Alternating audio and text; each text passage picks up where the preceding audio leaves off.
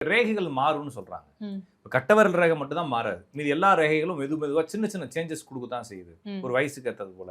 நிறைய பேருக்கு மச்சம் வரும். ம். சரிங்களா? சிலர் வந்து ஒருத்தன் வந்து ஏதோ ஒரு வேலை பார்க்குறப்ப உளியை வச்சு கைக்குள்ள ஏற்றிக்கிட்டான்.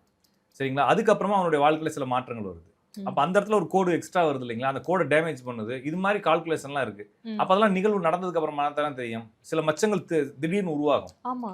அந்த மச்சங்கள் உருவானதுக்கு அப்புறமா தான் அந்த பிரச்சனை வரும். இந்த மச்சம் உருவாகிறதுக்கு முன்னால அந்த பிரச்சனை வரும்னு என்னால சொல்ல முடியாது இல்லைங்களா? இப்ப இந்த ரேகை இருக்கு இல்லைங்களா? இது வந்து திருமணத்தை குறிக்கக்கூடிய ரேகை. ஓகே. இந்த ரேகையில ஒரு ஆளுக்கு நடுவுல மச்சம் வருது. ஆ. சரிங்களா? இல்ல சரி இருந்தா தப்பு அது.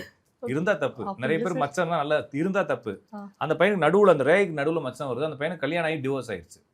ஓகே. ஓகேங்களா? அப்ப அந்த ரேகை கொஞ்ச நாளைக்கு முன்னால அவனுக்கு அந்த ரேகையில சிம்டம்ஸ் காட்டல. இப்போ ஒரு மச்சம் வந்துருச்சு. அப்படிங்கிறப்ப இந்த மச்சம் வந்ததுக்கு அப்புறமா தானே சொல்ல முடியும். ம்.